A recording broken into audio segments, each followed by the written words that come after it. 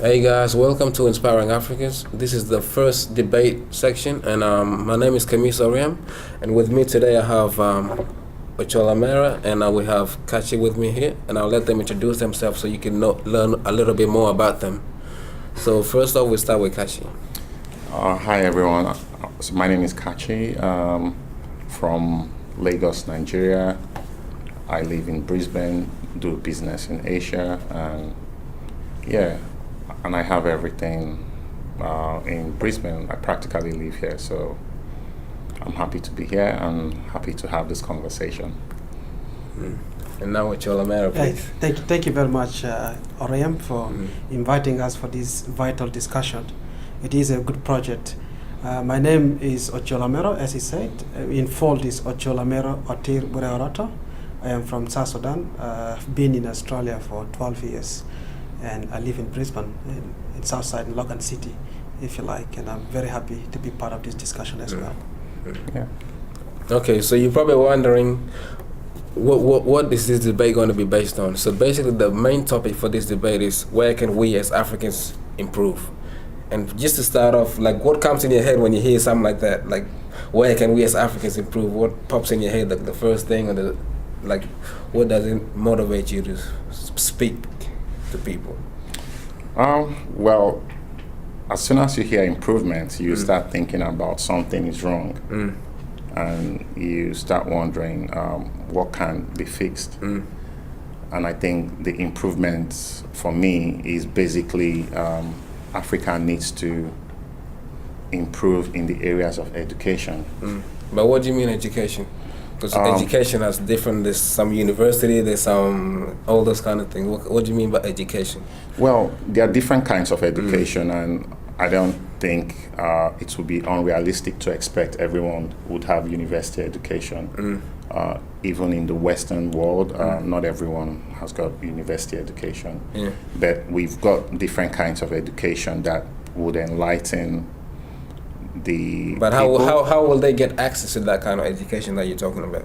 Well, it's all from, both from technical education, from basic primary education, which I think everyone is entitled to. No child should be denied the primary and secondary education. It's very fundamental to. But what do you learn from it? Because some stuff you can learn on your own. For example, like primary education and secondary education, you could learn that on your own. You don't have to go to an institution to be able to learn that. Like, you learn that from your surroundings, like how you see things, how you experience things. Well, that's also another form of education. From what you're saying is, you can't depend on environmental learning, like people, peer group, the societal, the cultural learning is not enough in today's world. We need some kind of Western style education. What do you mean Western style? Where kids can read and write. Because if you can't read and write, you don't even understand the basics for what you need to do. And I think that's where the problem is. We have a lot of kids outside of school, and we need to get them back into school. We don't know what the government plans to do. I know, like, for instance, in Nigeria, there's a lot of talk about trying to get these kids back into school. But there's a lot of people who know how to read, they know how to write and all those stuff. But after you gain all that, what do you do? Because I know a lot of people here, like in the Western society where we live right now, a lot of people know what's good, know what's bad, but they don't do anything about it. So I don't think education is the only thing that is the barrier for Africans. That's what I'm trying to make. All right. Like, it's not just about reading and writing. Sometimes you see someone can speak, but they just learned how to speak, maybe because they live in an environment where English is the lingua franca, where everyone speaks English, and they just learn how to speak. Like kids, kids know how to speak because their parents do speak, but we need to teach them how to understand what they're saying. What does it mean to be able to read and write? When you go into contracts, how do you interpret those hidden stuff there? Like, how do you know what they're trying to do? So I think those things are what we should be looking at. Basically, we all can't go to high school. Some people can do like trades. But even for you to understand what we're talking about, if you want to be a plumber or you want to be an electrician, you still need to understand what you're doing. Yeah, of course. Yeah, so, and how do you do that is knowing the fundamentals, knowing how to read and knowing how to write, so that you'll be able to advance yourself and the society. Yeah. But so what do you envision as an advancement of society? And maybe you have something in your mind also, like what do you see as an investment? Like you said, you need to learn how to read and write to be able to like maybe advance as a society. But the big problem right now is no longer about the materialistic kind of advancement. It's more of something that you can't even measure by actually observing the person through like. So what do you mean by advancement in your opinion? All right. In my opinion, it's intellectual advancement more. It has to do with your mind trying to enlighten the way we think. Because from where we're coming from, we have a lot of decades of bad leadership, where people, wars, civil unrest, different things going on. You have kids not being able to understand even their environment. So, so when I talk about advancement, it means, trying to move from point A to B, from point B to C, just trying to know what is the next step. Because if you don't understand the next step, then you suffer as a person and the society as well. But after you do all that, after you're successful in whatever you want to do in life, like how do you know if you're actually heading in the right direction? Because you could be successful, like you'd be a millionaire, a billionaire and all that stuff, but still be miserable. So how do you know if you're actually successful? And I will actually direct that question to you. Well, I think before answering the question itself, what Kachi have mentioned is actually correct. When you raise a question like that, one may think there is a problem in Africa that requires some kind of solution. And to me, education is one of it. Africa has got diverse problem, and education tend to be like the epicenter, a very good basis to start. Because education is about creating awareness, leave alone going to classes, that's part of it. But if people can read and write, then that means information can be disseminated to people to read and understand. And comes down to what he also mentioned, the intellectual development. This is what Europeans have gone through many, many years ago, what they call enlightenment. To enlighten someone, to make sure we have gone beyond just being educated. But you do know a long time before the Europeans, African already know about writing, reading and all those stuff. Yeah, the writing, reading is there. Now, critical thinking is another thing that comes with education. But Critical all of those were already in and Africa. Yes, maybe the application of it. Maybe we need education on how to apply the knowledge that we know to serve the community. But what do you mean by serve the community? Serve the community means, we talk of society here. If we are to improve Africa, to move forward, we need to collectively work toward that progress. Okay? If individuals only work on their own. But there must be a basic understanding before you can actually work together with someone. That is where we say education coming. So the education is to be taken by every African state. But what do you mean by education? Because there's different kind of categories. There's different kind of education. So what kind of education? Good question. I think I'm trying to assume here that people understand education. Education, we know, is commonly defined to be divided into two forms. We have formal education and informal education. So education itself is a systematic transfer of knowledge from one person to another, or one group to another, or from one generation to the next. Okay, that's education. So if you go to formal one, is where you start from nursery or from child care up to university. That is formal education. You go and write and do assignment. You go informally, where the old guys in Africa sit under the tree or anywhere in the family.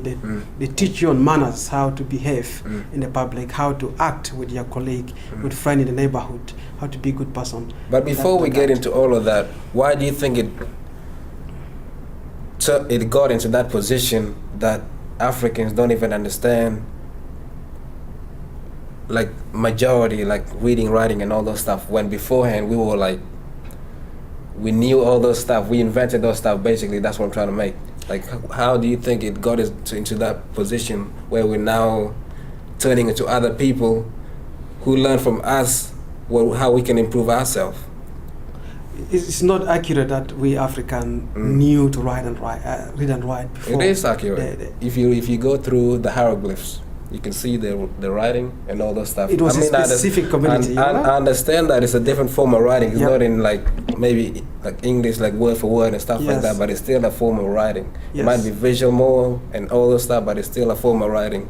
Because writing, like you said earlier, is how we can communicate. Yes. If you understand what I'm trying to tell you, that's a form of writing. That's a form of communication. So why are we holding so much anger onto A, B, C, D and all those stuff when at the end of the day, still getting the same point across, which is you understand what I'm trying to communicate with you. And beforehand, we all had that. That's well, we have reached an era of globalization that we all know, where the language, the common language is English. You get add French in it and Arabic in most cases. But these are the languages that you might have come across that African have invented, start writing about it. They are not common language. Okay, they're languages. But they were common in their time. And English is common in this time. Exactly, in this time. But at the now same we are time, talking. you don't have to stay at this time, because if it was common on their time, then someone might have come out of nowhere with a different concept to be able to change it. So what I'm saying is English wasn't common in that time. Yes. But at the same time, they still were known and pushed on to be able to make it common, which is why it's common now. Well, now to progress, the question you're asking is trying to find out what is the way forward to progress as a problem, because we said our common problem is we don't have that that level of education, level of reading and writing, because level understanding between each other. Yes, reading and writing within the African state, different African state, different African state have got different levels of education. But we think as a basis to begin with, if everyone or most of people can read and write like the Western, and then we'll be able to disseminate information that make us to behave in a civilized manner. That will bring what he said, the ease of the leadership. But you can teach people discipline. It doesn't matter which language, as long as they understand the basic fundamental, the basic human nature, human need. As long as they understand that, it doesn't matter which question. I could speak to you in a different language, and you can speak to him in a different language, and as long as we all understand the same thing, you don't have to actually, we don't have to update, we have to have the same common language to be able to know that, hey, this person actually a good person, this person is a bad person. We don't actually need to speak the same language to be able to advance or to be able to understand what is good and what is wrong. I think we can tailor our education to suit our environment. That's the problem we have. I'll give you an example. Like in Nigeria, we have about 180 million people in a country, and is mainly split between the north and the south. We've got 6 regions, 3 in each region. In the north, we've got 3 different regions. In the south, and I'm just going to use that as a case study because it's a big country. It's the biggest African country, biggest economy. Everything you want to think about, you have it in Nigeria. And I think the problem we are having is we don't tailor our education, or we don't tailor our needs to suit that environment. We have social cultural backgrounds that differ from each other. Like I'm pretty sure in Sudan, you've got Southern Sudan, and if you look at the country, you can see that there is a specific need for Southern Sudan. The kind of education they need may not be the kind of education the other part. But at the same time, most of them already know that there's a problem here, but they continue to do it still. And why do you think that is? I don't think it's just the education, because education, you have to know. Education educates you that you actually to know what is good and what is bad. What I'm saying is they already know that this is bad. That's stuff like actually where we talk about leadership. Because the people can't do anything much if the leaders don't know what to do. Even if they know what to do, you need to know how to implement. But what do you mean by leadership?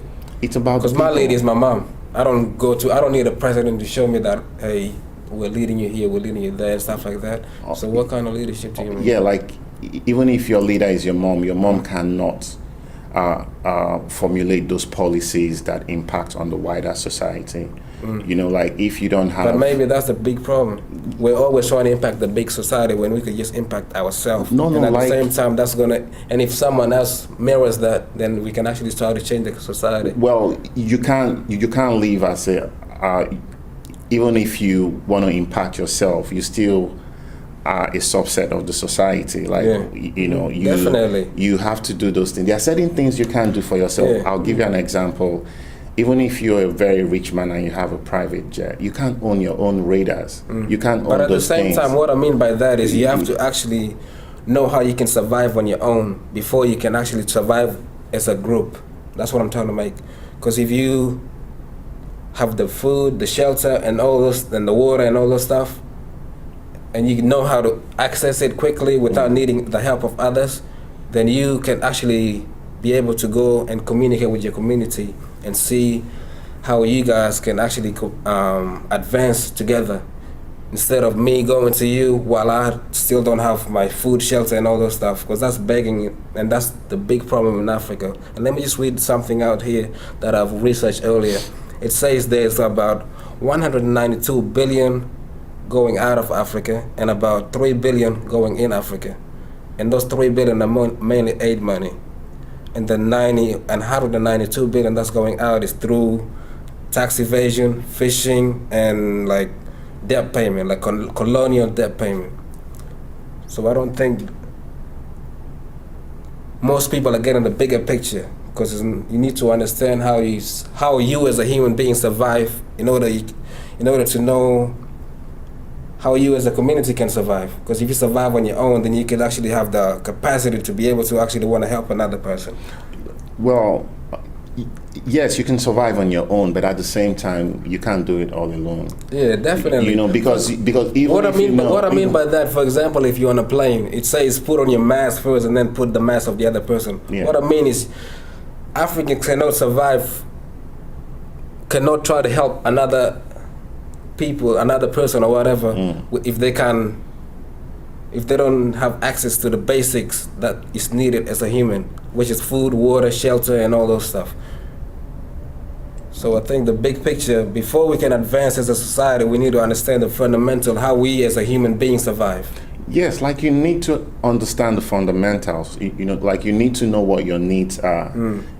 You can't solve your problems if you don't know what those things are. So like if you don't know how to do your agriculture, then you can't have sustainable food security. Like you would always depend on importation, you would always depend on things. But as soon as a country is self-sufficient, they can feed themselves, then they begin to think about, trying to transfer technologies externally, you know. So, but the problem is they're trying to do all this transferring while the people still don't have self-sustainability. Yeah, but that's where we talk about leadership, because but like I told you earlier, your mom cannot be the one trying to dictate.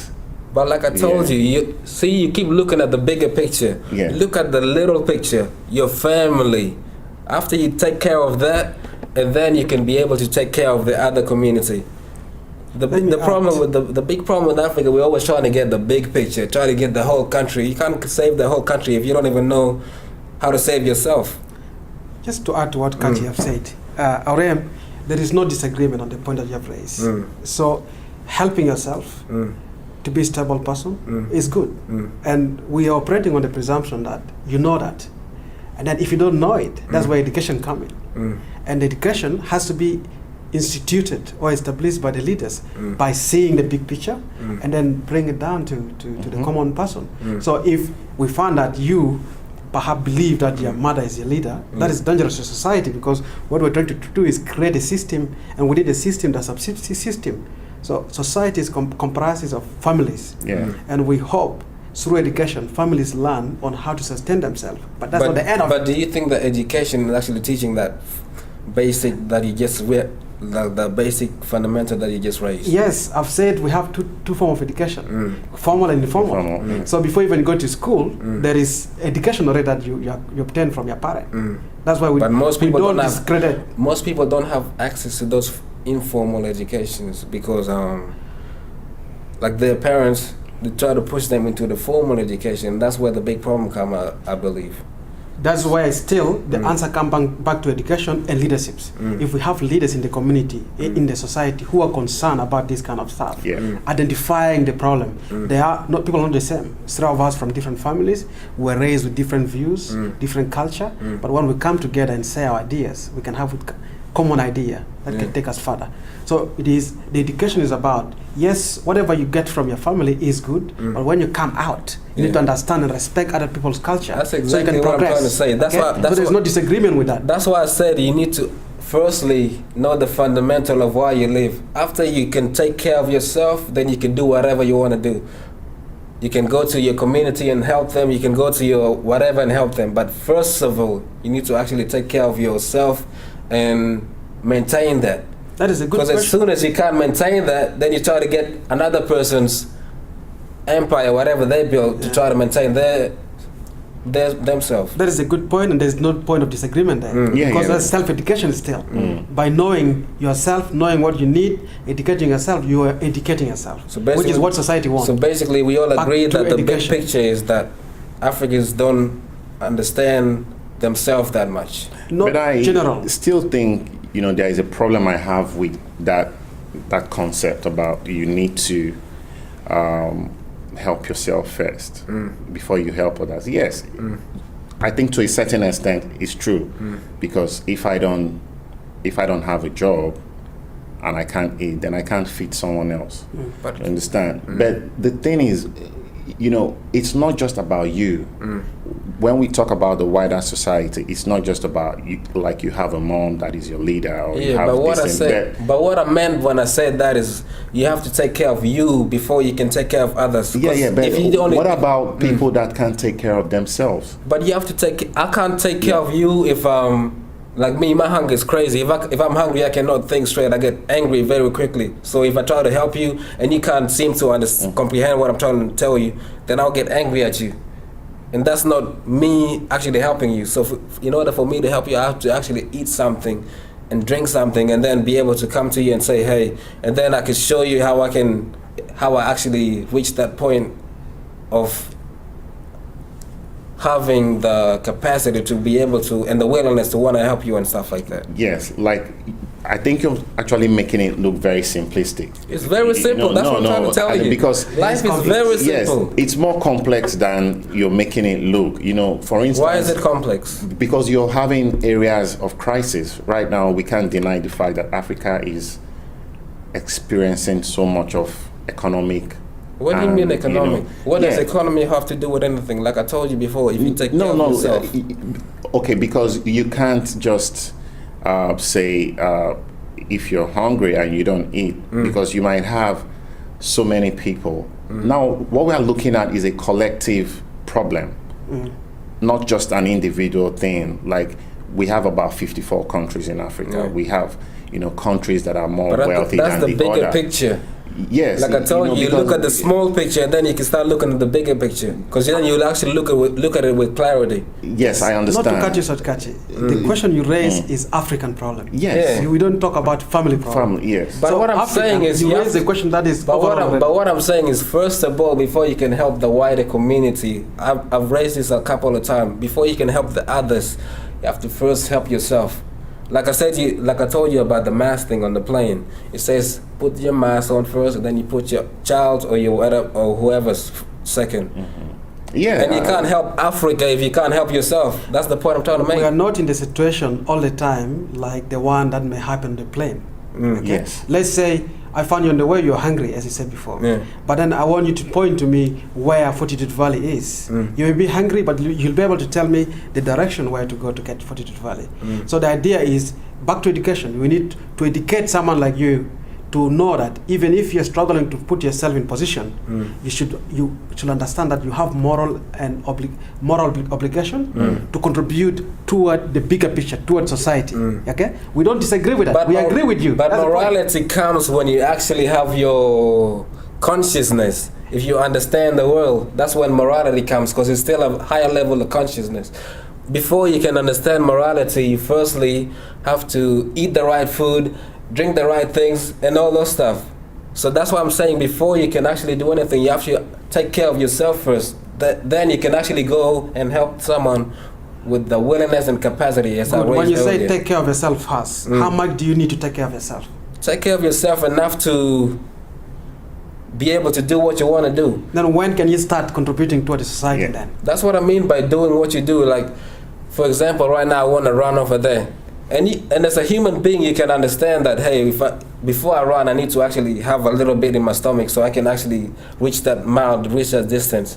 And when you get food, you get education, you get whatever, then you can be able to reach that.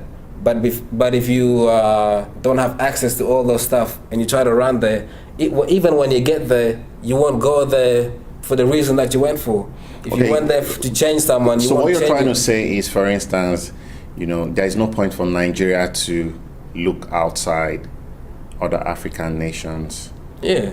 Without being self-sufficient. Yeah, you have to self-sufficient. Yeah, but I don't think. I don't think that's the way the world is, because it's just about saying things that are not realistic. Because right now we can't be idealistic. Like it's an ideal situation you're talking about, but what we're talking about now is, we have so much of bilateral trade going on. We have a lot of things. But the reason I'm saying, because you can't have in Nigeria have neighbors that are not doing well and they want to be self-sufficient. Why do you think the United States believe that if we help these people, then we have less problems? And but like I told you before, there's 3 billion going in Africa and then 192 going outside of. So you're saying Nigeria is growing and all those stuff, but how many factories do they have to build their own thing? Where do they have to go to actually build things? You're actually talking about a different situation, because what we're talking about Africa is a leadership problem. It's not leadership. Like I told you before, where can we as Africans improve? It is not the Western nation it's not just leadership that causes the corruption. Like, we have a situation in Nigeria recently where the Boko Haram crisis, about $2.1 billion was siphoned. Money was budgeted for arms. The money was taken out from the central bank and was split among the leaders of the country. It wasn't the white man that said you should do that. It's not they didn't about come white to your or country black. to do that. So now you could see currently in Nigeria there is a correlation between Boko Haram bombing and the corruption. The bombings are down because we have a leader that is interested in that war. We have a leader that is interested to see what happened to these funds. But we didn't have that kind of leadership. Just because we had a leader that had good intentions, but he didn't have that kind of attention to detail. But why did Boko Haram start in the first place? So that's what we're talking about, leadership. So if you don't have the kind of leaders that know what to do, I'll give you an example with Singapore. We are looking at a country, Singapore, Nigeria, Malaysia, and all these countries almost started at the same time. But today, the world refers to Singapore as first world. Like, you can't go to Singapore and feel anything is wrong. Sometimes you even feel Singapore is much better than Brisbane. Or you go to Hong Kong and you ask yourself, what's the kind of system, what kind of transportation do you have in Brisbane? So it's all about leadership. If you have the wrong leaders, if they all spent their time saying, we have to do it first, because they knew what they wanted. The leadership was there for everyone. But we have a kind of leadership in Africa that, you see people that are so rich from the Commonwealth, not just from hard work. You have politicians that don't have any history from what they used to do. So how do you reconcile? How do you reconcile? Let's compare Africa to America, for example. Yes. And you're talking about leadership. Yes. For example, right now in America, there's people getting shot, black people are being marginalized. Like, there's more black people in prison in America right now than there was slavery. In case you didn't know that. So you're talking about leadership, and look at Obama. They're seen as the first world. So where are you heading with your leadership? That's the point I'm trying to raise. That's why I said before you can help the community, you have to have the capacity in mind to actually know that we need this to survive as a human being. Okay. So what's the bigger picture after you have all this leadership, after you have all this stuff? What kind of leadership are you? Where are you leading the nation? That's what I'm trying to make. Well, if you're going to use the American example, like the gun violence. No, forget about that. What I mean is, where can you lead a nation? You're talking about leadership and all those stuff. You need the right leaders with a vision. You need the right leaders to know. Vision to see where, like I told you, life is very simple. The end point is the vision has to be to make a better life for every citizen. But at the end of the day, like I told you, what you need in life is shelter, food, water. Simple, like I told you, and, Yes. and you can do that with your own family. You And can't once do it all. that, You can't. and You once can't you do do that, it all. yeah, I know you can't do it all. You can't do it all. You don't have. Yeah, People don't have the same means. Some exactly. things. Let me just Some explain. Let me things just are meant to explain. be provided. Let me just by the explain what I government. mean. Let So, me just, if you have the means to have a drinking water tap, does not mean the next child that is an let me orphan. just explain what I mean. Yeah. So if you help yourself, you might have like a better land or something to be able to grow your thing. And if your neighbor's land is not the best, then you can actually give them seed. And hey, you can find another place and plant your own thing and stuff like that. That's helping. It doesn't have to be like you have to run to the government and say, like I told you, all you need is basic thing: food, water, shelter. That's it. All the other things are just materialistic, things that you can survive without, like cars and all those things. You don't need it. You think you want it, but you don't need it. People go to work full time. Why? Because they want to pay off for the mortgage. Why? So they can get shelter, so they can get a house Let and all those stuff. me Like that. interrupt you there. The basic needs, you've already mentioned them. You need medical attention, okay? But if you eat the right food, you don't need to actually worry about medical, because most of the stuff. Listen, that's not the way. There are it some works, kind yeah. of diseases that Give us an example. that has defied Give us an good example. nutrition. There's so many internal that you can do research on. Give me an example. I'm not a medical person, but there's so Just many give me an diseases. example. There's so many diseases Give that me are an internal. example. Let's say cancer. Cancer can One. start even if you eat food or not. But what is cancer? Okay? That's the thing. You need to research that. You can research that. But all of those These start are because of what you eat. internal diseases that can even start from nowhere without. All of them start because of what you eat. Despise your good health, despise your food. Because of what you eat and what you breathe in. If you live next to a factory, then you're gonna have more reasons to actually have bad health and stuff like that. You eat the wrong food and all those other things, like genetically modified and all those kind of things. So if you eat the right food, you don't have to worry. Have you ever seen a plant for salt? Have you ever seen a plant for salt? Someone planted salt. You can go to the sea and actually get salt from there. From where? If you're not next to sea, how will you get that? You can get rock salt. Rock salt? Where there is no rock next to you, what will you get it? There's other alternative. You don't need salt. Salt actually adds more to your bad health, like I told you earlier. That's not the case. Anyway, let's try and move from this. Yeah, what I'm saying is you can survive without needing all those luxuries. That's the point I'm trying to raise. Yeah, that's accepted. If you understand that, then you actually try to help other people in the wider community. If they need salt, then you can say, "Hey, I'm good myself. I can show you the way to get salt and all those stuff. But first of all, you need to take care of yourself." That's the point I'm trying to make. That is accepted. There is no point of disagreement there. Yeah. But after helping yourself, what we're saying to progress African forward, the problem of Africa is what we've mentioned, the education, the leaderships. So we need to progress at a bigger picture, at a global level. We're not thinking of just family. You may be good, doing well, everyone doing well in the family, but you're not representing Africa. That's what I'm You represent Africa when we're all together. The reason I mention family is because you need to take care of yourself and your surrounding first. And then you can look at a different, bigger surrounding, and then you go bigger and bigger.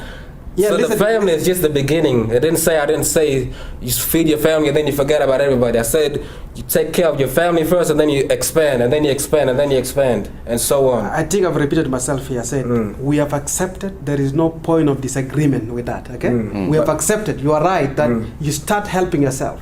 But you still raise it as though I said it in a way that's different to what you envision. Okay, well, the point is, if anyone think helping myself that is it, that is a problem. But if we agree that you help yourself, but then let's contribute toward the bigger society, toward Africa as a continent. How can we progress to come to the global level?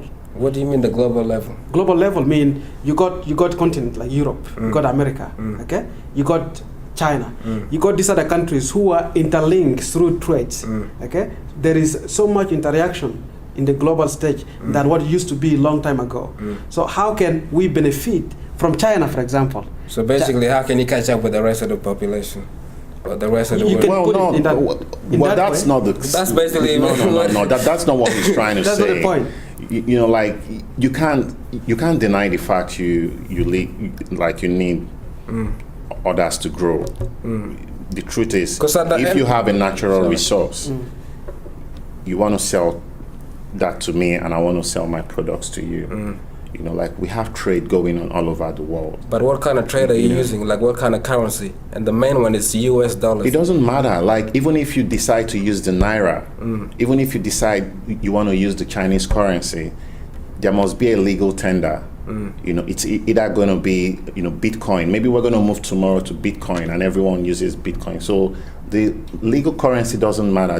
The thing we're talking about is It does matter. What do you have? Money is why people go to school. Why people No. do all That's this not stuff. why people go to school. You must have. Yeah, you go to school to something- raise your consciousness, but at the same time, at the end of the day, after you raise that, you want people to be able to pay you for what you give them.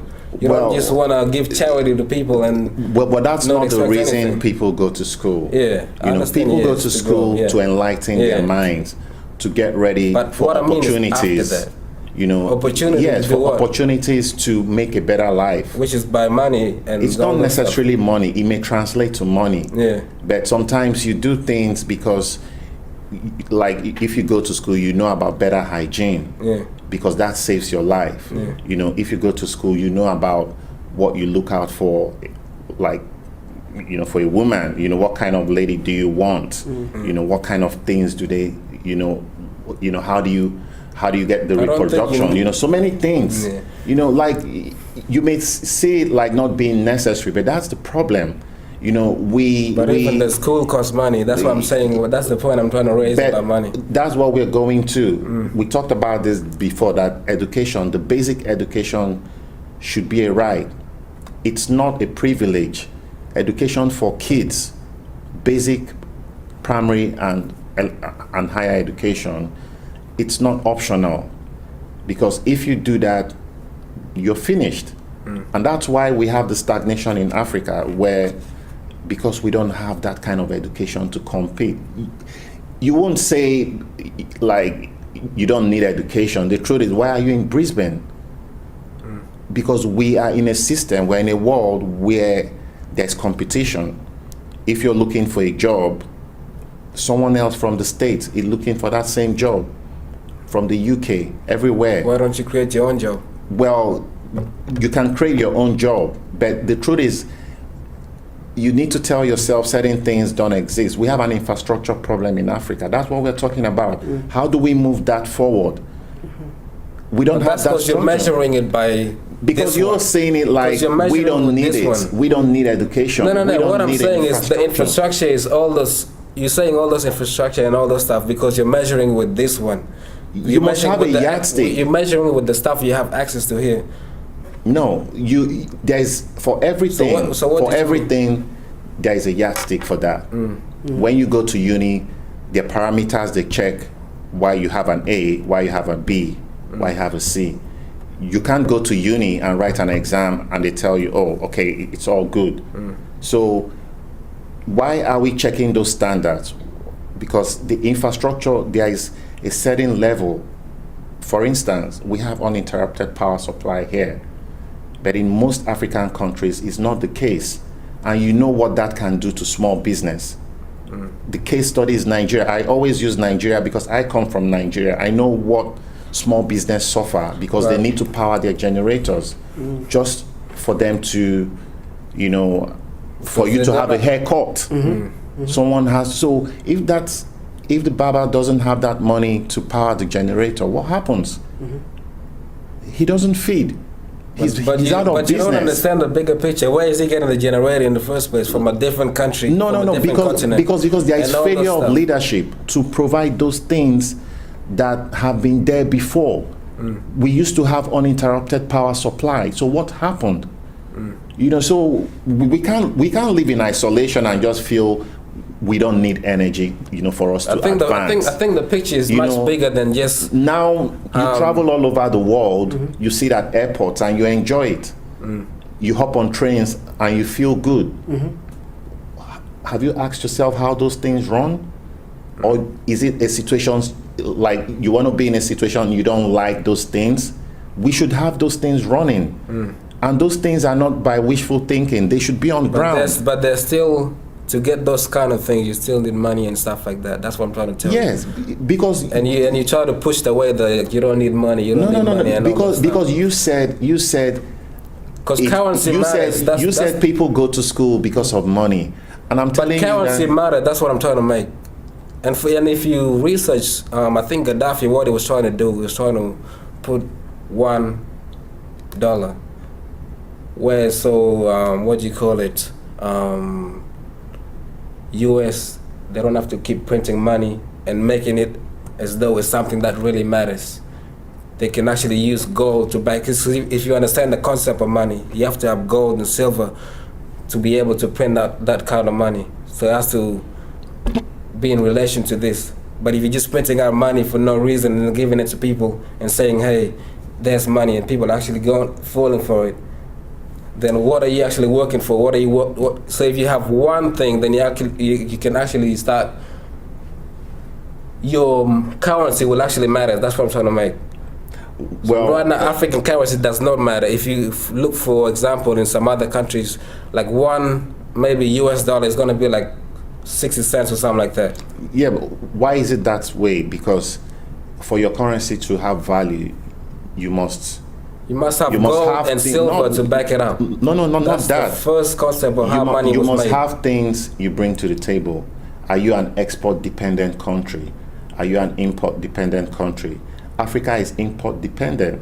We don't produce anything. What do you mean import-dependent? It says we don't 192 billion going out of Africa, and how going many? out of 3 Africa billion for going in. For imports, you go to buy things from China. You don't bring in things. You import things. What do you mean for import? I mean raw materials. No, raw materials can go out. People coming to buy. But that's how you make things. You need raw material to be able to make things. And if raw materials are going out, then how are you going to make things? You're going to constantly be trying to buy it off other people, and then your currency is only like where you're getting your data from. But the thing is, we need to be very truthful to ourselves if we have to move forward.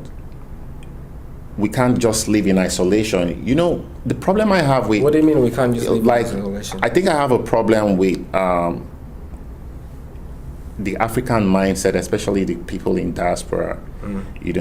People don't like the system in the West, and they sit down there.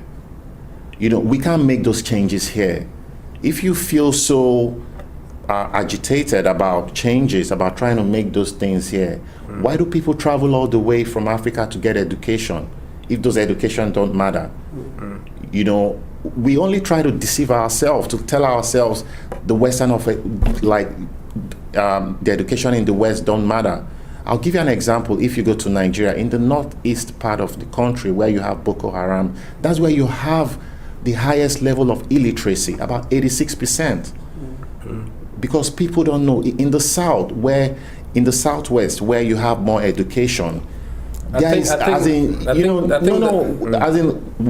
need to take this into perspective. We have to understand what we're doing and where we are coming from.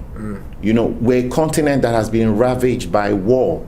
How do we come out from those kind of things? Yes. We can't always tell ourselves, there is a Western style and there is this kind of system here that is affecting us, and that's the reason why we're not developing.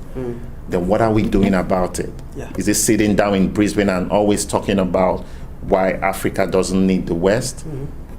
Then we should walk the talk. Yeah. If we really want to make changes, then we should fix a date where we go back home and start contributing. That's the point that I tried to raise in the beginning. Where I said you need to take care of your food, shelter, and health. After you do that, and then you can start expanding and expanding. So where do you want to take care of the food, shelter, and health? Here. What do you mean here? You know, we need to know that we need the partnerships. We need. What do you mean partnership? What like, you need to? We need those. So you're looking in the bigger picture. I said take care of your small family first, and then you can start expanding. Well, I think it has failed. Kachi, what do you mean it has a spell? All you need is about seeds. Orem, I think you're taking us in cycle. Yeah. Because, as I said before, when I said there is no point of dispute, we do not disagree with the concept that you take care of yourself. Okay, look after yourself. Everything all right. You also accept. You agree that yes, after looking after yourself, that's when you contribute to the bigger picture. Yeah. So we have already agreed on that. So what we need to do to move forward now? Yeah, like move forward. What do you mean by moving forward? Moving forward is discussing other things apart from just locking ourselves in the family. But what I mean is you need to discuss other things with your community. I'm not saying just your family, but with your community. And after you have an understanding with the community, and then you can move forward, and even to other continents. But Africans, they don't understand each other. How can you start talking about West and all those stuff when you can't even understand your own self?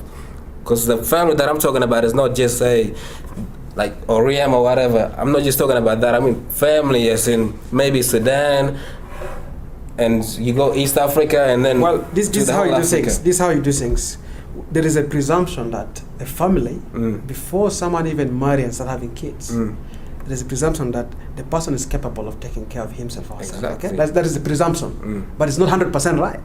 There are some people who just, in the process of playing, impregnate a lady and have a baby. Those kind of people need societal or community education to be able to raise a child in a good manner. Okay, exactly. So that part we agree with it. Okay, but that part will not solve the problem of Africa. You know what I mean? That's what I'm saying. What's the problem of Africa? That can't be solved by that. There is no one problem of Africa. There are problems of Africa. And what we say, the bigger picture is like like what you said. That problem can't solve the problems of Africa. Well, like what's the problem of Africa that thing can what solve? Are the family? If someone just think about a family, cultivate, get food, get shelter, okay, and sleep, whatever. But at the same time, I told you. I'm still explaining. If you can give me time. Okay. So after getting all this basic that you mentioned, which is good, we agree with it.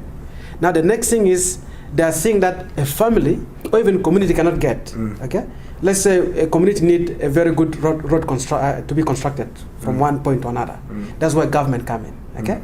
A community want healthcare center, dispensary. That is where government come in. Now government requires good leadership. Come to what Kachi said, and then leaders who have vision and who can identify problems of the small community. But how can you start looking at roads and all those stuff when you don't even make cars? You don't have to make cars to construct road. Because cars already manufactured. But what I'm saying, that's gonna keep forcing you to go back to another continent and get stuff. I'm trying to understand your point that we have to make cars before we look at roads, or we have to have roads before we look at cars. Like what I mean by that is I'm trying to understand. What I mean by that, if you don't understand, what I mean by that is most of the stuff that's used for cars, computers, and all those stuff. The materials are coming from where? Africa. It doesn't necessarily come from Africa. Not all of them, but some of them come from Africa. How many? What's the percentage? It doesn't matter. What I'm saying is it comes from Africa, and if it comes from Africa, that means you, as an African, you can take that material and make it yourself.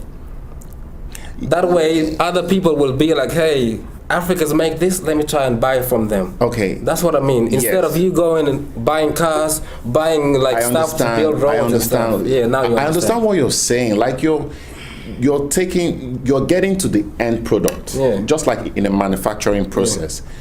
You're jumping to the end. Yeah, instead like you're talking about doing this thing and people coming to buy it from you.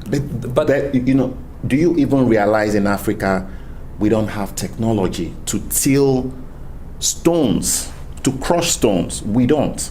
But what I mean, so how do you refine your petroleum when you don't even have the technology to do it, and people come buy from you?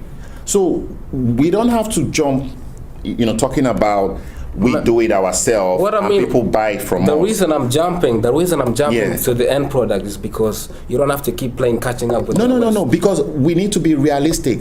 Where are we today? What do you mean realistic? Where are we today? You can be whatever you want to be. You can choose. You don't have to keep catching up. That's the point I'm talking about. You don't have to keep catching up with the West. That's the big problem that we Africans make. Where are you today?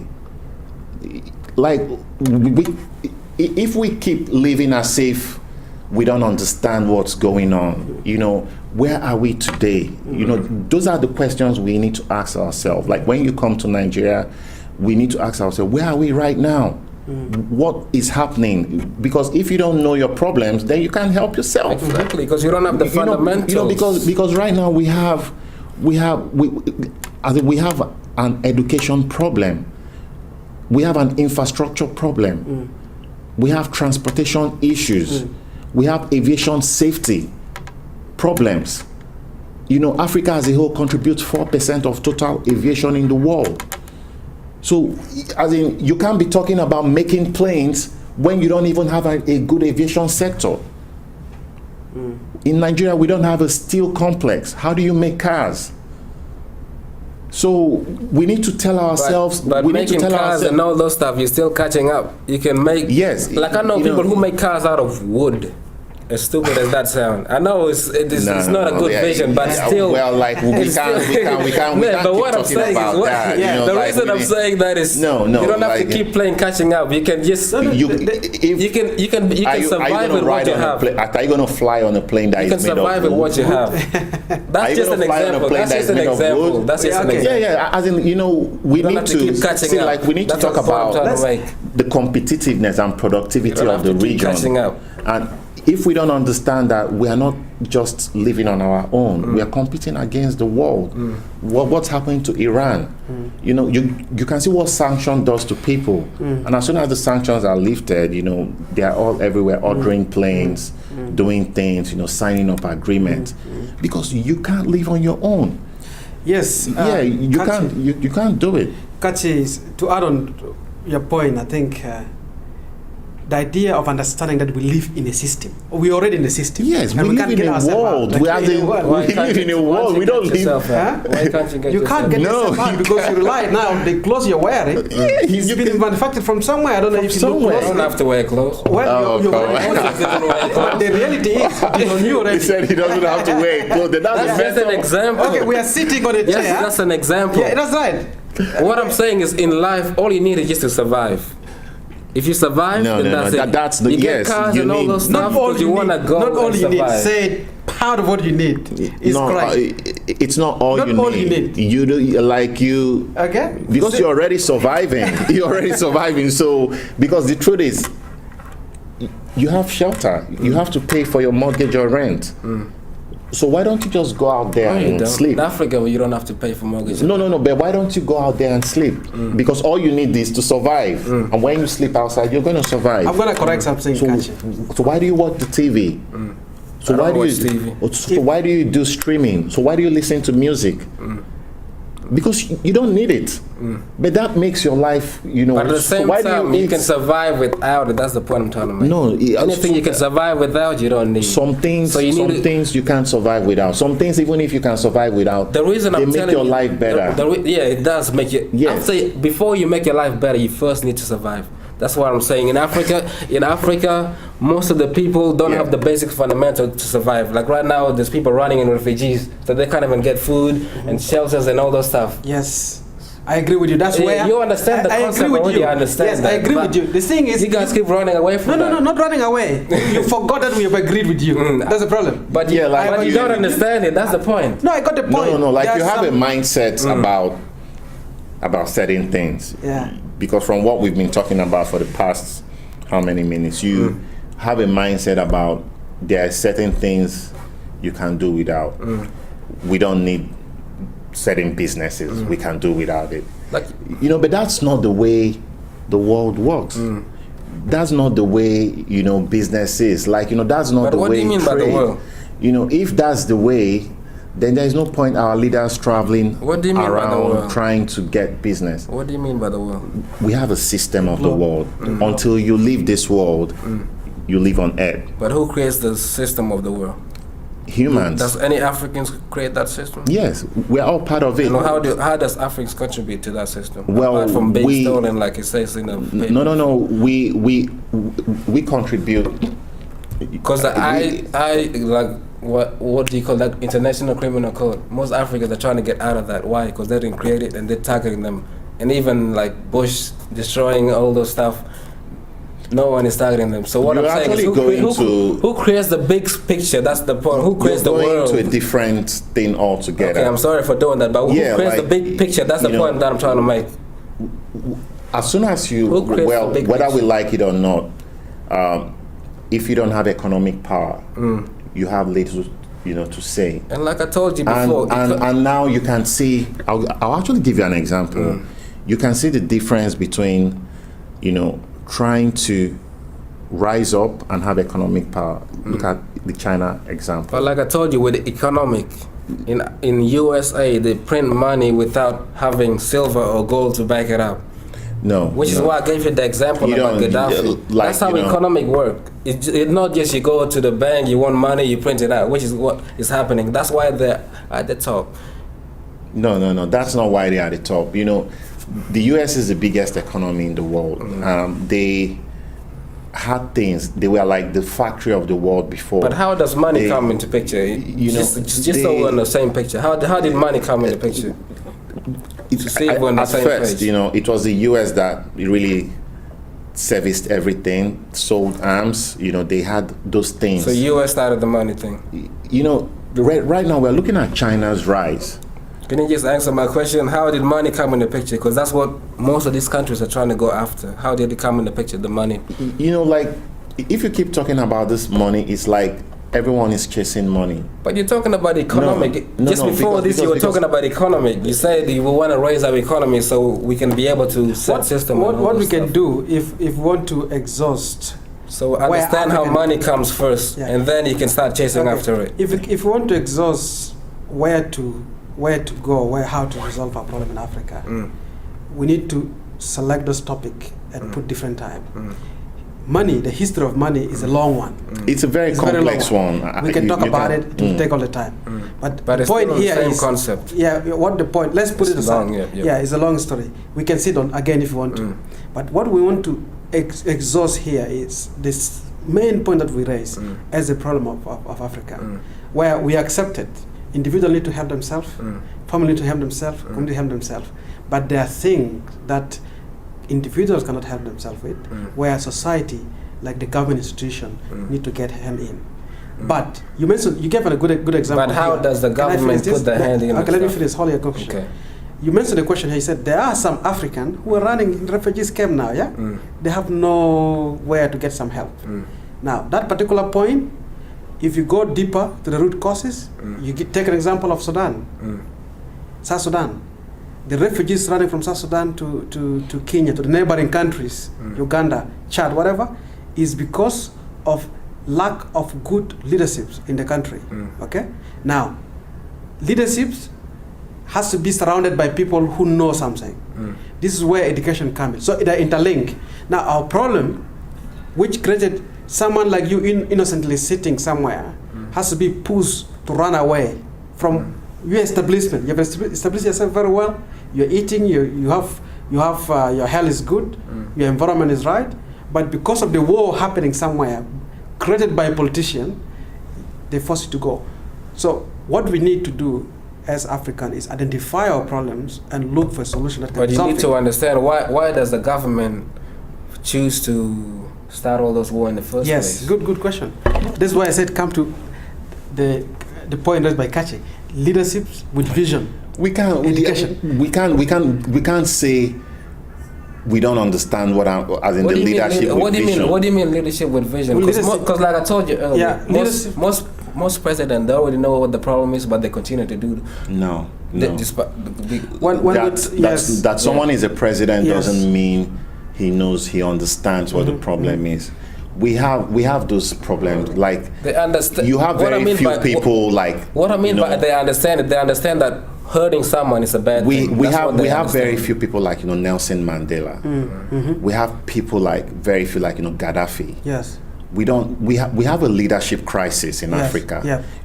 That you're a leader doesn't mean you understand what to do.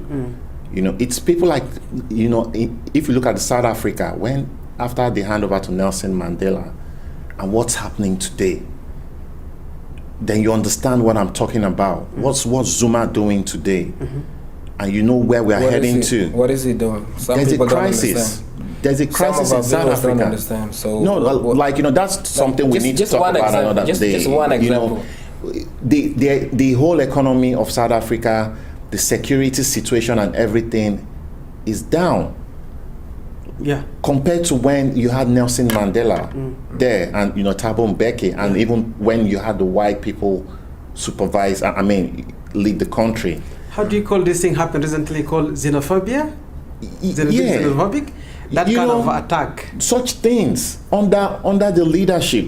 When you have people like Malema or say things.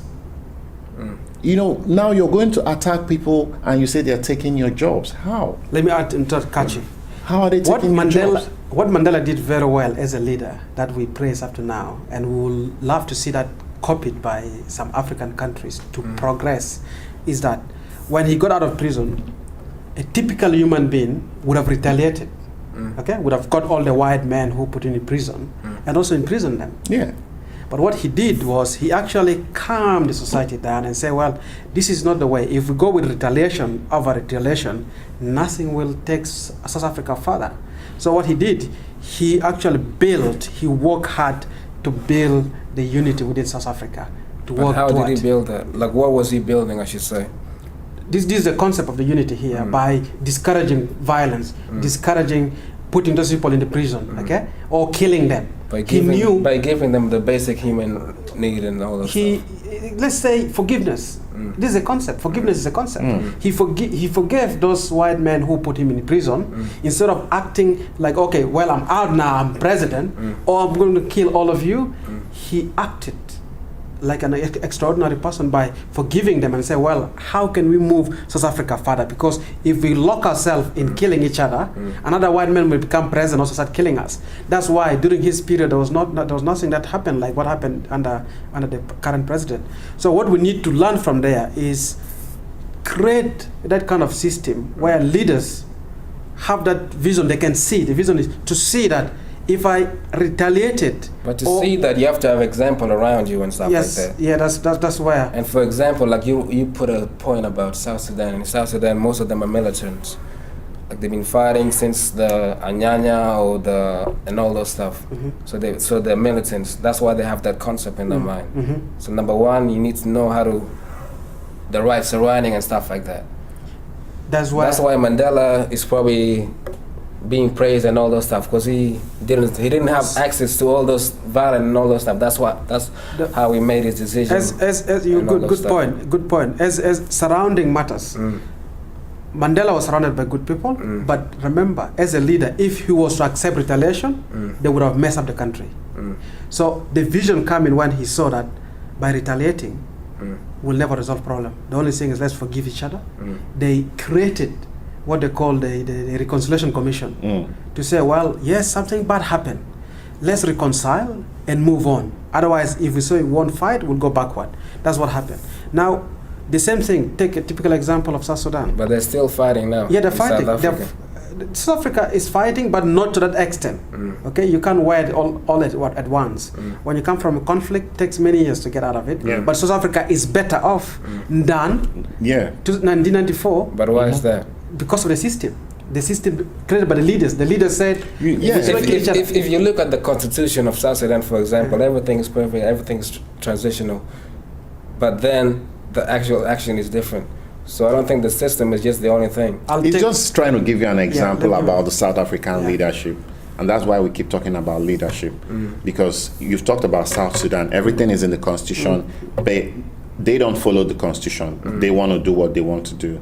And now we're talking about the South African case. Someone spent almost 27 years. his life in prison, and he came out and still did the right things. It's all about leadership. He had the opportunity to turn the country upside down. Like, he will kill as many people as they want. But he didn't go that path. He wanted to know that we needed a country that was for everyone. And he set that example and left. Now we're seeing examples where the HIV AIDS suffered a very big blow under Zuma. Like, we all know what Zuma did. You understand? So it's all about leadership. Now we're talking about Zika virus.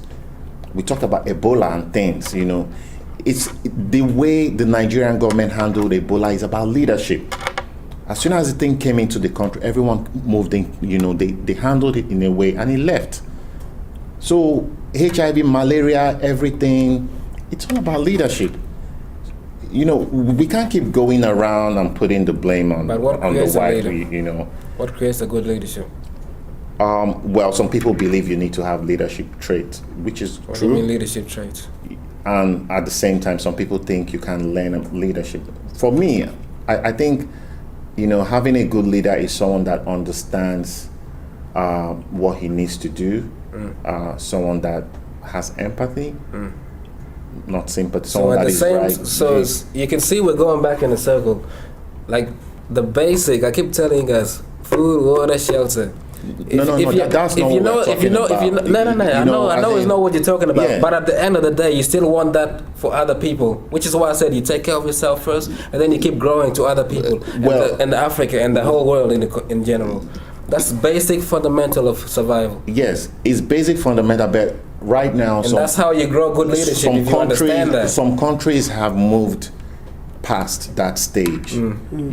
That's not what we are dwelling on. We should be able to multitask. We should be able to solve those problems and still attend to more pressing issues. Disease and poverty are more pressing than just talking about food, as simplistic as that. While we're trying to get our economic policies right, because those things lead to the, having more jobs for people, and trying to put food on the table. Because if there are no jobs, there won't be food. There won't be shelter. So if you have very few people have jobs, then where are you going to get those food from? So at the end of the day, it's about creating those enabling environments. And that's where we keep talking about leadership. Because if a government does not provide the infrastructure, you wouldn't have jobs. As simple as that. Like we talked about, road. Jobs doesn't have to be something that's like photography, because I'm a photographer, that just popped up in my head, but photography, dancing, and all those stuff, those doesn't have to be job. You can create your own job without needing to have all those stuff. You can, like, based on the stuff that you already have around. You can create your own jobs. Based on the stuff around you can create your own jobs, but at the end of the day, we have people that are being born that are coming out from uni and they need jobs. Everyone can't create jobs. Everyone can't be based on what's already around you. That's what I mean. Like, what's not there, that's how you create jobs. You're a photographer right now, and at the end of the day, if your business is not viable, you're out of job. Because you don't want to keep taking shots of yourself every day. That's a mental health issue. If you take selfies, some people do that. Like if you just shoot yourself every day, and because you need your clients, you need clients. Yeah. You need your work to go out there. You need the exhibitions. That's why I said you need it. You need to understand your surrounding and see what actually needs to be done. What do you mean by surrounding? What do you mean by surrounding? Like, for example, right now we're sitting in a room, and maybe there's someone out there that can't get access to maybe a water down there or something, and you can create a job that will get that person to that position. That could be a job right there. It doesn't have to be like, hey, something that's already done. That's the big problem that Africans are missing. You could create a job. Like the first person who ever created, I don't know, photography, since I'm a photographer, keep popping up. The first person who created photography, there wasn't photographers around. There wasn't all those cameras around and stuff like that. Maybe there was camera, but there wasn't photography business. And then he just said, some people might need photography, and then let's create this, because it was already there. So what I mean is, Africans, we always try to look at the media, and it trains us. Hey, let's try to be like them. Let's try to be like them. So we're always catching up. No, that's good. What you need to be careful at is saying African. Some African may be doing that, but some don't do that. What I mean, we're focused on where Africa can improve. Yes, can improve, exactly. So Africans who needs improvement. That's what I mean by Africans. Yes. If I didn't make that myself clear. That's good, yeah. So we, at the end, all come to create a good environment, a condition. Like for example, here in Australia, we have Centrelink. Okay, you come here without money, Centrelink will give you some money. Welfare system was created by some people from their mind. Some leaders create a welfare system so that even if you don't have money, they will help you till you finish study or do any kind of technical training, or at least get a job. Even if you do not go to university, you don't do anything. There are some factory job, but the factory job were created by other people because of the condition. Let's say in Africa, you want to generate something, open a farm. If you open a farm, you need a good security. Now that security has to come from the community or from the government. And to have a good security, you need good leadership. So these things are interlinked. What we say. They are so interlinked. So we need to agree that everything we're doing, we're in a system, and things are so interlinked. For that matter, leaderships are the top thing that they create and innovate ways of dealing with solutions. Exactly. When they see problem in the community, in the family, then they look for solution, either through the community or themselves. So if you have visionary leaders who can visualize, can imagine, can see, okay, this is a problem, this will be the solution, we will move forward as a continent. But it has to go, of course, that means collectivity, where every state, Nigeria tried their best, Sudan tried their best, and other countries tried their best. But we have two different problems. Nigeria may not have a particular problem with leadership like South Sudan. In South Sudan, we have a lot of illiteracy people. A lot of people don't know how to read and write. But in Nigeria, so many people can read and write.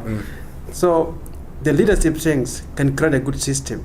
We have, for example, in Sudan, where a leader is linked to armies directly, or generals have got control of armies. So when there is problem, they don't really take time to negotiate. They go straight away on rampage, killing each other. So education. So they don't have good surroundings. Exactly. But they don't really need education. So you just need to have good observation. Well, good observation. What you observe, you learn. Okay. The education. When we talk of education, don't think of only going to school. It doesn't necessarily. Yes, like we said before, it doesn't necessarily need to mean the four walls. The reason I keep raising this. Can I finish? The reason I keep raising it is because most people, as soon as they hear education, straight away. Well, I have said before. That's good point. What I'll do, I'll repeat myself. Okay. Education is divided into two. There is formal and informal. Now the informal one, yes, exactly. Now, good idea. Now with what I'm saying, with these people who came from war over many years. Look, Sudan had independence long time ago. Okay, let's say 1956, if I'm not mistaken. But since then, nearly 35 or 45 years just spent in war. Now, there is a problem here, and there are educated people. There are people with PhD. There are people who have got degrees. There are people without. Now, what we need to do is a different kind of education. It may not be informal, not formal. It's a way of saying, well, we need education about conflict resolution, dispute resolution. If I've done something wrong to you, it's not the case that because you got AK-47, straight away get and shoot me. Maybe we need to educate ourselves and say, well, we need to breathe in and out, give a gap to understand, to communicate. Say, well, you have done something wrong to me, please. I think the greatest education. I think the greatest education is the way you can actually have time for yourself and then actually see what needs to be done, what needs to be fixed. I think that's the big point that I was trying to make since the beginning. Good point. I agree with you. We agree with you. Have time. Let's come to tolerance. Yeah, a society that is educated, the level of tolerance is a bit high. Okay, so tolerance need to be the spirit of tolerance need to be instilled in the society so that they don't just go violent all the time. They have ways of solving the problem and agreeing that I have Kachis here, I'm from Sudan, there may be something that may not be similar. We have to accept the differences. Actually, there is a lot, like, some of the reasons why we talk about leadership and holding government to account is because they manage the resources. They are responsible for a lot of wealth. You know, if we all say we should do our own thing, let's take our, you know, it's going to be hard for us to advance.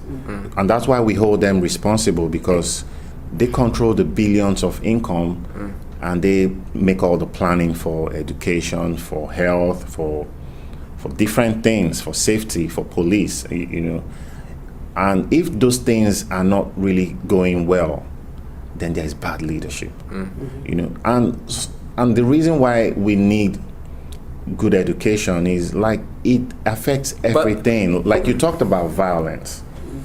We need education because people need to understand who they are voting for, why they are voting for people. And that makes a difference between where we are right now and where we're coming from. In Nigeria, you know, someone doesn't, okay, we have a system where every 4 years we have elections. You elect a senator, he doesn't talk to you at all for maybe 3.5 years. And when it's election time, he comes to share some bags of rice.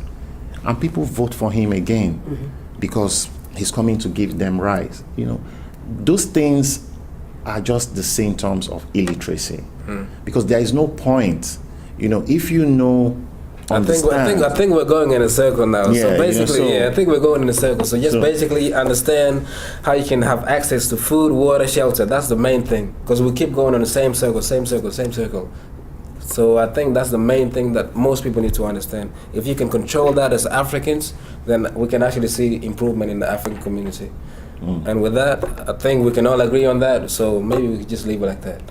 No, You can add more. You can add more. I agree with that. You can add more if you want. Understand to obtain the basic, but then go further Yeah, than go that. further, Okay, definitely. go further to contribute toward the society, toward the government, toward the continent. Now we need good system. This system has to be created by leaders. We have different leaders, different category of leadership. In government is categorized into three. We got legislators, the executive, where the president comes from, and the judiciary, and talk about military. So all these things, the system has to work for the benefit of the society, for the greater good. If this is done, and then maybe we can progress. But there's so many in one that we can't exhaust everything. Yeah, we can't just say only basic. We have to say get the basic right, But or basic, to resolve that. but basic is the most important. That's why I want people to understand that, because that's the most important one. No matter what you do, even if you're a billionaire or whatever, if you don't have the basic, then you're still gonna crumble down. You're still gonna fail and stuff like that. And not only that, you also need morality and stuff like that. Be able to set good example to people and stuff like that. I think that's what, because anybody can be a leadership. Anybody can be a leader. You don't have to like go to school. You could just stay on your own. Just look at people, and then you'll know that hey, these people, they keep fighting over this. If I set this example, then I can actually contribute and give them an example of how they can advance. So if you have any other thing you want to add, that's up to you. Oh, Yeah. well, I don't really have much to add. We've gone round and round and round and round. Yeah, but you know, we just need to understand that we need to move forward. We need to also know we have a lot to do back in Africa. We can't just keep talking about the problems and not being the ones to lead the change. You know, I've always believed that, you know, some problems we have in Africa is we just see that we don't see our power. We all sit overseas, like we're here in Brisbane and we're talking about what's going on in Africa. But, you know, if we really want to make a difference, then we have to set the ball rolling. Yeah, you have to know that you're powerful. If you make one move, then just imagine that maybe your son is looking at you or something, because you do have that because power. at the end of the day, it's either we just keep quiet and live our lives, enjoy the system which we have here, very good, very beautiful country, I must say, and enjoy it. But if we have to sit down and always talk about leadership, problems, no water, no food, no health, no this. The question is, how many Africans medical personnel went back to Africa to fight about Ebola from this country? I don't know any. None. I don't know. If you know, maybe you can tell me. And if we are young leaders, then we need to lead. You know, we can't keep sitting here and we're talking about Ebola and the white people flying their own people to go fight for us. It's shameful. So at the end of the day, we need to start thinking about how do we change those things. We complain about leadership. How many of us have put up our hands to say, I want to go for my local council and see how I can make things work? Because we are very comfortable here, you know, drive your car, park here, you know, hop on the pub, have a beer, just live your life. And as soon as there's a bad news from Africa, we all talk about it. But don't do anything about it. Don't do anything So about it. it's time to make action, man. So that's what I Take just want to action. say. Yeah. That's very good. I thank you very much, Orem, for welcoming us here. My closing remark will be, of course, as Kachi said, it's so challenging that sometimes we lock ourselves in blaming and blaming and blaming. I think we need to turn the culture around by understanding ourselves. This kind of discussion makes us understand what is in our mind. And Kachi also mentioned before the idea of civic education, where citizens are educated on how to choose leaders. It's not about causing violence and taking someone by force. It's about waiting for that term if it's there, which is another problem. If leaders can follow the constitution and follow their terms, when the terms elapse, they are willing to give it to other people, then citizens need to be educated on how to vote the right person in. This person who will bring some changes for them. And usually all of those stuff that presidents can do is written on the Constitution. So I think citizens need to actually understand the Constitution. That's the big problem, because most people don't even know what a Constitution is. That's the thing. If we can have education where different languages can be printed for people to read, or some people to go out there and say, look guys, the other leader that was elected 3 years ago or 5 years ago did not do much to us, but this leader is going to change this and that. Okay, then in the next term they will also say whether this change has come. And then I always say, there's this acronym, leadership stands for acronyms. You and I need to also find ways of sending the information around that. We look for a leader who is loyal. Okay? Let's say L stands for loyal. We look for a leader who is educated. This education is both formal and informal. Okay? We look for leaders who is approachable. If the person become a leader, should be approachable. That if I have problems, I can come to you and say, all right, my problem is this. Not someone who cannot accept or who will close door.